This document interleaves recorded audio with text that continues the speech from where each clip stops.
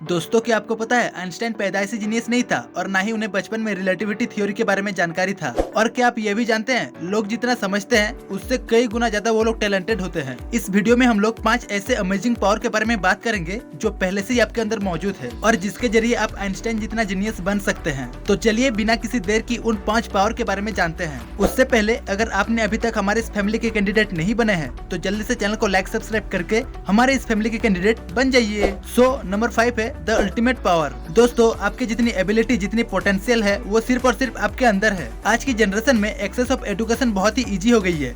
शायद इसी वजह से सामाजिक भेदभाव भी काफी कम हो गई है। अगर आप अपने अल्टीमेट पावर की पावर को समझना चाहते हैं तो आपको खास तौर पे इन 3 स्टेट को समझना होगा, एक्सपीरियंस करना होगा। पहला है अप्रेंटिसशिप, दूसरा है एक्टिव क्रिएटिव और तीसरा है मास्टर। इन 3 स्टेट को एक्सपीरियंस करने के लिए आपको सबसे पहले ये डिसाइड करना होगा कि आपकी लाइफ की एम क्या है। आप खुद को आने वाले 5-10 सालों में कहाँ देखना चाहते हैं। उसी के बेस में आपको अपनी स्किल को डेवलप करना होगा। एक रिसर्च में ये प्रूफ हो चुका है कि किसी भी स्किल को सीखने के लिए हमें कम से कम 20,000 घंटे की प्रैक्टिस करना होगा, तब जाकर उस स्किल के मास्टरी लेवल तक पहुँच सकते हैं। Number 4, discover your calling. दोस्तों, इटली के एक गाँव में एक युवक था जिसका नाम था विंसी। उनके फादर एक लॉयर बर्जियस के मेंबर थे। अब आप सोच रहे होंगे कि विंसी बहुत लकी था जो कि एक अमीर घर में पैदा हुआ, लेकिन सच तो ये है कि वो अपने फादर की नाजायज बेटा था। इसी कारण विंसी को कभी भी यूनिवर्सिटी में एडमिशन नहीं मिल पाया और ना ही वो कभी एक प्रोफेशनल के तौर पे कहीं जॉब कर पाया। विंसी जो कुछ भी सीखा है सब खुद से ही सीखा है। विंसी को रिच कल्चर बहुत पसंद था, इसलिए वो इसे एक्सप्लोर करते रहते थे। उसे ड्राइंग करने का भी बहुत शौक था, इसलिए बीच बीच में जंगल के किसी नदी के वाटरफॉल के किनारे बैठ के वो जंगल की, नदी की ड्राइंग करते रहते थे। जब वो 14 बरस का हुआ तब वो फाइनेंस जाके आर्टिस्ट स्टूडियो में अप्रेंटिस बन गए। विंसी को उसके हाई क्वालिटी स्केच की वजह से ये जॉब मिला था। फिर धीरे धीरे वो अमीर लोगों के लिए पेंटिंग बनाना स्टार्ट कर दिया। बदले में उन्हें रेगुलर सैलरी मिलता था। ऐसा करके वो धीरे धीरे फाइनेंशियली सिक्योर बन गए। ऐसा माना जाता है उनकी ड्राइंग और नोट्स कुल मिलाकर 10,000 पेजेस से भी ज्यादा है। और ये प्रूफ है इस बात की कि उन्हें स्केचिंग से कितना प्यार था।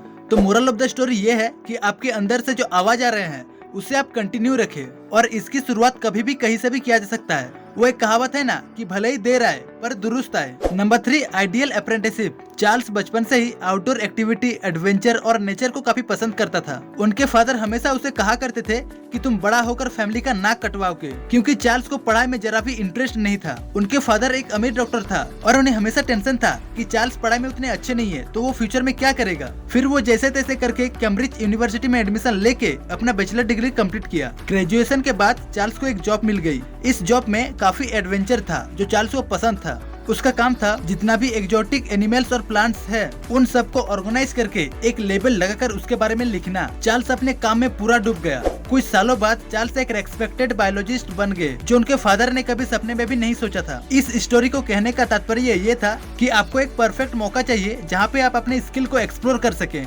ये आपकी जॉब हो सकता है या इंटर्नशिप या कोई वर्कशॉप, या आप कोई ऐसे ग्रुप ज्वाइन कर सकते हो जहाँ पे आप अपने स्किल को और ज्यादा इम्प्रूव कर सको। Number 4, creative active. दोस्तों, बचपन में हम लोग बहुत ही ज्यादा क्रिएटिव हुआ करते थे, कुछ ना कुछ करते रहते थे। फिर जैसे जैसे बड़े होते गए हमारे ऊपर रेस्पॉन्सिबिलिटी आना शुरू हो गया और पता है यही रेस्पॉन्सिबिलिटी हमें अपने सपने को पूरा करने में रोकने लगते हैं। हमें उतना क्रिएटिव नहीं बनने देते जितना कि हम लोग बचपन में हुआ करते थे। क्रिएटिव एक्टिव स्टेज बच्चों जैसे क्रियोसिटी और एक्सपर्ट स्किल्स का कॉम्बिनेशन है। यहाँ क्रिएटिव का मतलब है हाईली प्रोडक्टिव बनना और एक्टिव का मतलब है हमेशा ओरिजिनल बने रहना। दोनों का अगर कॉम्बिनेशन किया जाए तो कुछ नया और डिफरेंट करने का एबिलिटी रखना। इसका एक ग्रेट एग्जांपल है मोजार्ट का ग्रेट म्यूजिक। उनके कंपोजिंग जिसमें ऑर्केस्ट्रा के सारे स्किल्स है। उन्होंने ऐसा म्यूजिक क्रिएट किया जो हर तरह के इमोशंस को एक्सप्रेस करता था, जो मार्केट में एक नया ट्रेंड था जिसको सुन के लोग शॉक हो जाते थे। आपको हमेशा एक्टिव रह के क्रिएटिव चीजों पर फोकस करना है। Number 5, mastery. दोस्तों, अगर आपको लगता है कि इंस्टीट्यूट में जाने से किसी भी फील्ड का मास्टर बन सकते हो तो ये बिल्कुल गलत है। इंस्टीट्यूट में कोई मैजिक पावर नहीं होता। किसी भी फील्ड में अगर एक लेवल अचीव करना है तो आपको फोकस और एक्सपीरियंस की जरूरत होगा जो हमारे ब्रेन कैपेसिटी को बढ़ाएगा।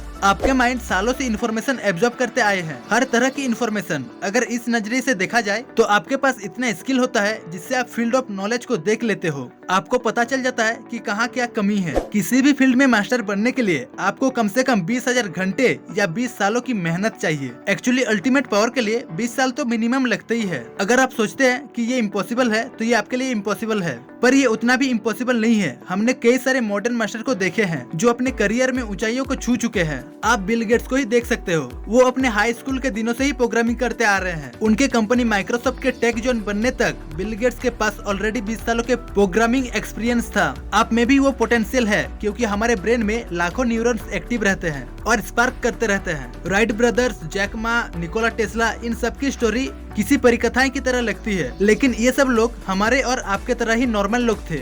आपका यूनिक स्टेट ऑफ जीन्स, यानी आपके पास वो सब है जो आपको सक्सेस के लिए चाहिए। अपने ब्रेन की मैक्सिमम कैपेसिटी को यूज करने की पूरी कोशिश करो, वरना आपका टाइम यूं ही वेस्ट होता चला जाएगा। आई होप आपको ये वीडियो अच्छा लगा। इस वीडियो को ज्यादा से ज्यादा लोगों तक शेयर करें, ताकि उन सबको पता चले कि उनके अंदर कितना पावर है। So wish you all the very best. Thank you for watching. जय हिंद।